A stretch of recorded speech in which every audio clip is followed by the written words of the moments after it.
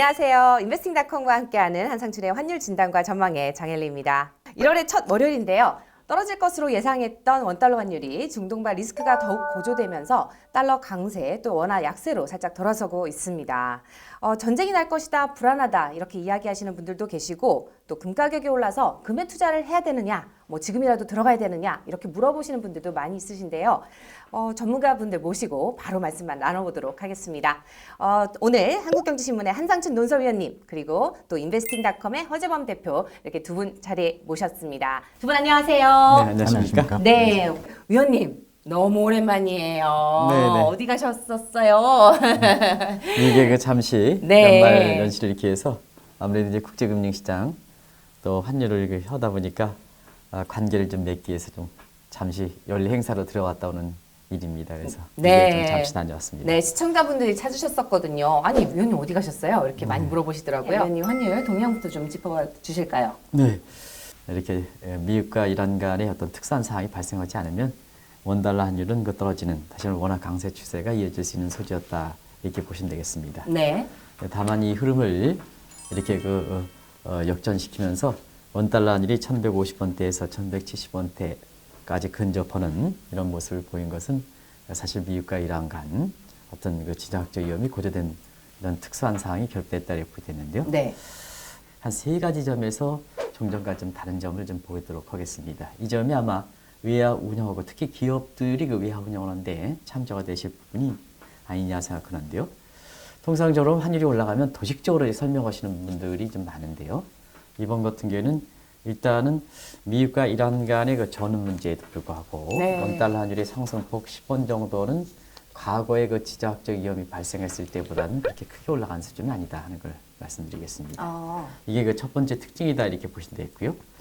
두 번째는 달러 인덱스가 지극히 안정적 움직임을 보이는데도 불구하고 원달러 환율이 올라가는 모습, 이것도 사실 과거의 지정학적 위험이 됐을 때는 달러 인덱스와 원달러 환율이 같이 올라가는 이러한 그 동조 현상, 소위 카우프링 이펙트가 발생했는데 이번은 그 달러 인덱스는 지독히 안정적 움직임을 보인 데에서 원달러 환율이 올라가는 디커플링 움직임도 향후의 원달러 환율의 동향이라든가 그 다음에 여기에 따라서 외화 운용을 할 때 굉장히 참조하실 대목이다 하는 걸 말씀드리겠습니다. 네. 그리고 국내 그 수급적인 측면에서 보면 외환 보유고가 우리가 사상에서 최대로 늘어났고 그 다음에 미국과 이란 간에 이렇게 전운이 이렇게 되는데도 불구하고 외국 자본들은 한국 증시에 좀 유입되는 추세가 지속되는 상황이거든요. 네. 이런 가운데 원달러 환율이 올라간다는 것은 종전에 이렇게 우리 펀더멘탈 내지는 이 게임 체인저가 이럴 만큼 다른 수급 상황이라든가 하는 게 근본적으로 변함이 없이 네.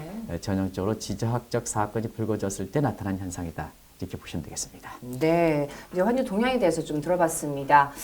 또 이제 달러에 대해서 얘기를 들어봤지만 사실 또 금 가격에 대해서 또 살펴보지 않을 수가 없습니다. 많은 분들이 금 가격에 대해서 얘기를 하시는데 허 대표님 그렇죠. 좀 간략하게 좀 짚어볼까요? 지난주 미 이란 간의 긴장이 고조되면서 금가가 일종의 안전자산으로 상승을 했습니다. 오늘도 역시 온스당 20불 이상 오르는 걸로 봐서는 네. 지금 현재 현물가 기준으로 보죠. 현물가 기준으로 1573, 1574불이면은 네. 2013년 3월달 이래 가장 높은 가격입니다. 이제 뭐 연수로 따지면 7년 만이고요. 그렇죠. 네. 반면에 금이 가파르게 올라왔기 때문에 조금 걱정스러운 것은 기술적인 면에서는 지금 그 상대 강세 지수죠. 그게 그 마켓에서 70 이상을 넘어가면 가매수되어 있다고 보고 있습니다만 그렇게 되면 매수 세력이 조금씩 위축되는 거죠. 네. 하지만은 그 기술적 지표를 무시할 수 있는 펀더멘탈이죠. 네. 중동의 긴장. 그 그렇죠. 부분이 있기 때문에 상당히 강세를 보이고 있습니다. 네, 뭐 전쟁이 났다 그러면은 너도 나도 막 금을 사는 약간 그런 분위기가 있다 보니까 아무래도 이제 금 가격이 이제 오르는 그런 현상을 보이고 있다 이렇게 이해를 하시면 될 것 같습니다. 또 이제 이번 주에 최대 변수라고 할 수 있는 게 아무래도 이제 조금 전에 언급을 하셨던 이란, 중동 이런 이제 미국과 이란 간의 관계 이런 이슈가 아닐까 싶은데 사실 저는 중동 이런 이슈 이런 중동 리스크하면 저는 트라우마가 있어요, 위원님. 네. 제가 또 예전에 쿠웨이트에 있었거든요. 네. 알고 계시겠지만 상당히 복잡하죠? 네, 그때에 어떻게 대해서 보세요? 상당히 복잡한데요. 사실 트럼프 정부 출범하고 나서부터는 대외적으로 보면 오바마 지우기 차원이기 때문에 오바마 정부의 그 가장 최대 실적인 이란과의 문제에 대해서는 트럼프 입장에서는 곱지 않은 시각을 이렇게 가졌었거든요. 네. 그런 측면에서 보면 어떤 사소한 문제가 이렇게 터지든 간에 미국과 이란 간의 갈등은 잠복적인 이 요인이 컸었다고 보겠습니다. 네. 중요한 것은 사실 지금 상태에서 미국과 이란 간의 문제는 갈등 요소가 있긴 하지만 트럼프 입장에서는 오래 끌 수 있는 이러한 그 여건은 아니다 이렇게 보겠습니다. 두 가지 측면인데요.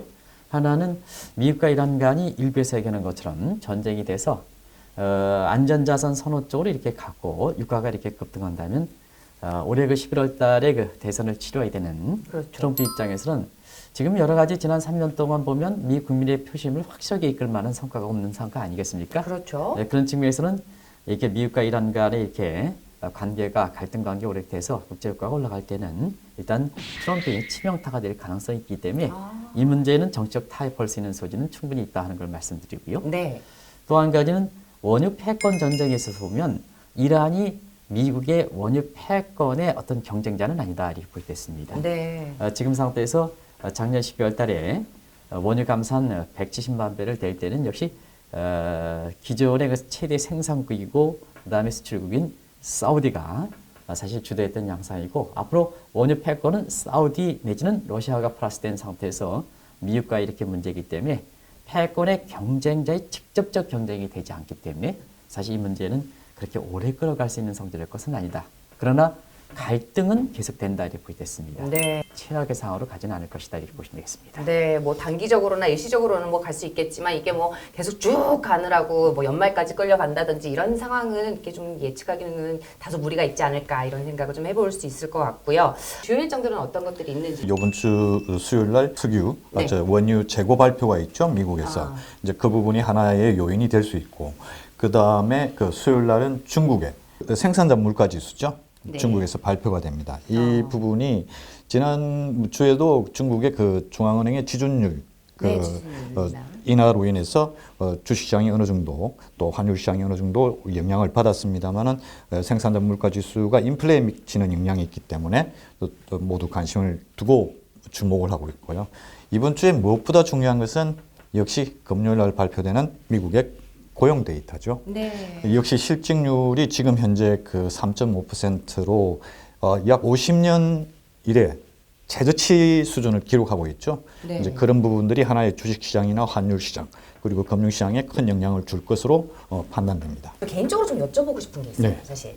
네, 대표적인 안전자산이라 그러면 이제 달러, 뭐 엔화, 금, 채권 뭐 이제 많이 있지만 사실 달러가 가장 많이 올라야 된다고 생각을 했는데 왜 엔화가 더 오르는 거죠? 되게 궁금하거든요. 그렇죠. 우선 그 미 국채 가격은 급등을 했습니다. 네. 즉 안전자산이죠. 맞아요. 그 다음에 달러는 그다지 큰 상승을 못한 이유가 그 금요일 날 발표되었던 그 미국의 그 구매 관리 협회죠. ISM 그 미 제조업 지수가 사상 그 10년 만에 사상 최악으로 위축이 됐습니다. 네. 즉 그 미 경제 지표가 안 좋게 나타나면은 부정적으로 나타나면 달러 강세 하락 요인이기 때문에 지정학적인 긴장 고조라는 그 강세 요인이 있음에도 불구하고 미 국내의 경제 지표가 약세로 나타났기 때문에 달러는 움직이질 못하고 네. 그 대신에 엔화가 또 많이 올랐죠. 아, 이 부분에 대해서 엔화는 네. 또 사실은 한 의원님도 하실 말씀 많으시잖아요. 어떻게 보세요? 보통 이제 안전자산이다 하면 네.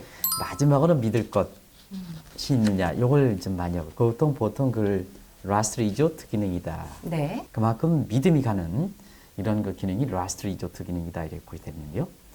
그런 측면에서 이번에 미국과 이란 간에 이렇게 갈등이 나왔을 때 사실 그 국제적인 측면에서는 미국의 국채가 가장 좀 이렇게 믿을 수 있죠. 네. 라스트 리조트 기능을 하죠. 그래서 예상대로 국채 가격이 좀 많이 올랐고요.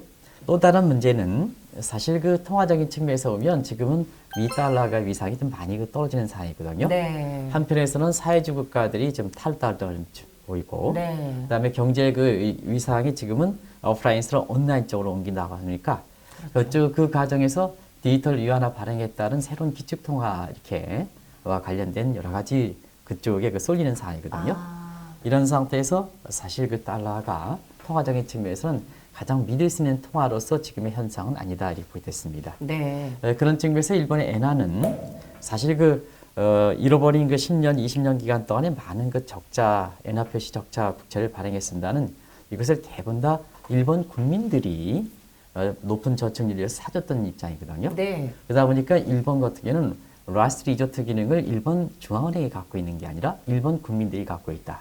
그러면 일본 국민들이 저축률만 떨어지지 않으면, 다시 말하면 저축을 통해서 민간 자산이 줄어들지 않으면 결과적으로 이렇게 어려울수록 사실 여건이 악화된 달러보다는 엔화가 이렇게 라스트 리조트 기능을 하는 거거든요. 네. 통상적으로 보면 경기가 어려울 때는 그 나라 그 경제 실상이라고 보는 엔화가 약세를 보여야 수출이 증대하면서 경기가 살아나는 거거든요. 네. 프라이스 메커니즘이 작동되는 거거든요. 그러나 일본 같은 경우에는 그 프라이스 메커니즘이 작동되지 않다 보니까 경제가 어려울수록 엔화가 거꾸로 강세가 붙다 보니까 네. 수출이 떨어지고 네. 경기가 떨어지다 보니까 잃어버린 10년이 발생하는 원인이다 이렇게 보게 계속 됐습니다. 악순환이. 그렇다면은 이제 외환 시장 이제 향후에 어떻게 될지 기업분들이 굉장히 또 이제 고민이 많으실 것 같아요. 저번 주만 해도 엘리 앵커가 분명히 이제 달러가 약세로 가고 엔화가 강세로 간다 이렇게 얘기를 해서 그렇게 대응을 좀 하고 있으실 거라고 예상을 했을 텐데 이것도 반대로 가면은 이렇게 어떻게 대응을 해야 되느냐 이렇게 말씀하실 거거든요. 이 부분에 대해서 또 말씀을 좀 간략해 주셔야 되지 않을까. 제가 미국에 있을 네. 때 그 장앵커랑 네. 코 대표께서 이렇게 얘기해서 앞으로 우리의 그 환율이 작년 그 외환 시장을 결산하면서 원달러 환율의 하락은 당분간 이어지지 않겠나 이렇게 이제 말씀을 하셨고 그거 해서 아마 장앵커도 개인적으로 달러를 가지고 돈 버는 거를 이렇게 아실 거로 생각하는데요. 나한테 네. 이 방송 전에 그 굉장히 자랑을 많이 했죠. 그렇습니다. 맞습니다. 네. 사실은 그러한 여건이 예상이 잘못된 건 아니다 이렇게 됐습니다. 왜냐하면 미국과 이란 간의 이렇게 특산 문제를 제어고는 지금은 원달러는 계속해서 떨어질 수 있는 소지다. 왜냐하면 미국 측으로 보면은 머큐리 펀더멘탈 측면에서는 미국의 경기가 작년보다 좀 안 좋고 네. 금리도 올라가기 좀 힘든 여건이거든요.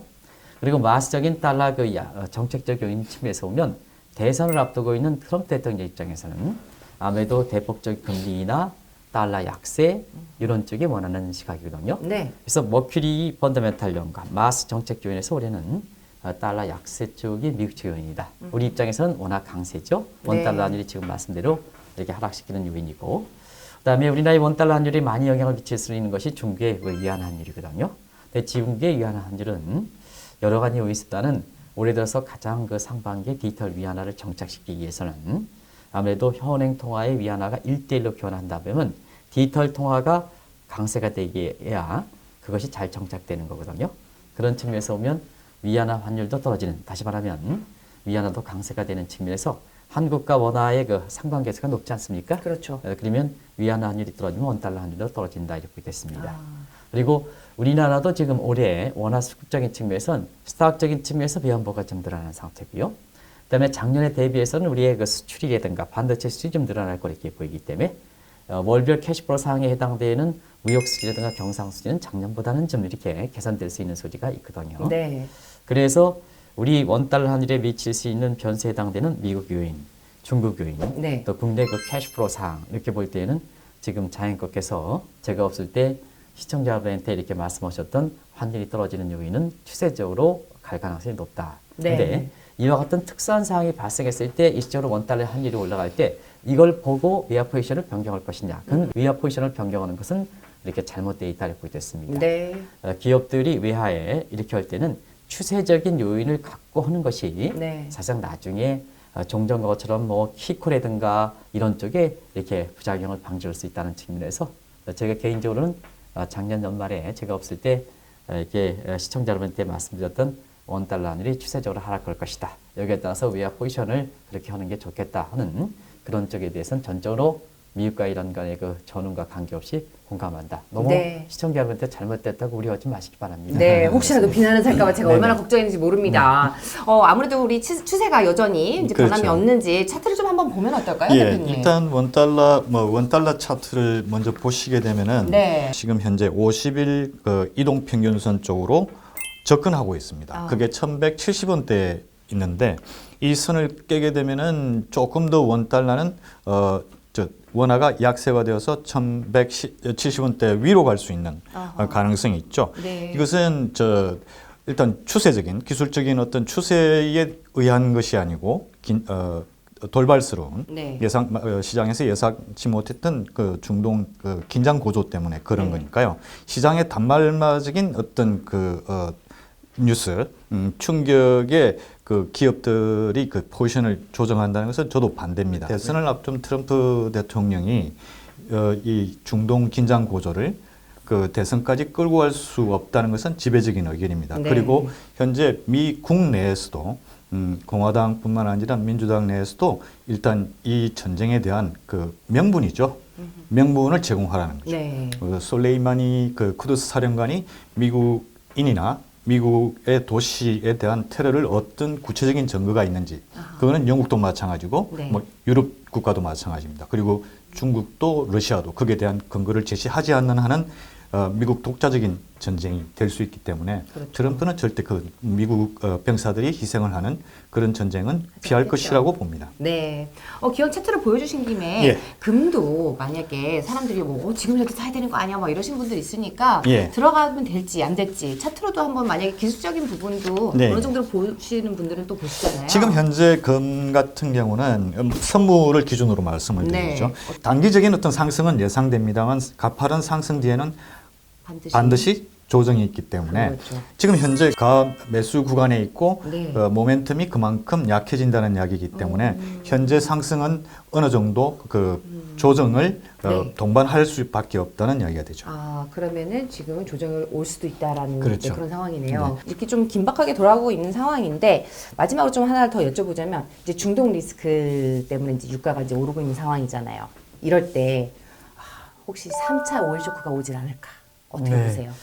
여건적인 측면이 만약에 1970년대, 80년대 상황이라면 사실 작년 12월 달에 감산이 170만 대고 여기에 그 미국과 이라크 간의 그 지적적 위험이 된다면 3차 오일 쇼크도 사실 그 발생할 수 있는 소지가 충분하다 이렇게 됐습니다. 그만큼 큰 현안이다 이렇게 됐습니다. 네.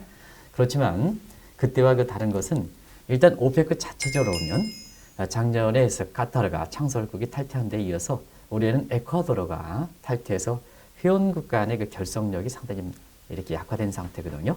그래서 감산이 170만 배를 한다 하더라도 사우디라든가 러시아가 아주 주도력 있게 이것을 다른 국가들의 이탈을 방지하는 이런 쪽의 노력이 되지 않을 때는 상당히 감산이 지켜지기 좀 어려운 측면이고요. 또 한 가지는 오펙 국가들이 이제는 가성비가 떨어지는 쪽으로 이렇게 원유 생산하기 때문에 네. 세계 원유 생산의 전체량은 증가한다 하더라도 오펙 국가들의 원유 생산은 자꾸 감소는 그래서 시장의 점유율이 떨어지는 상태거든요. 네.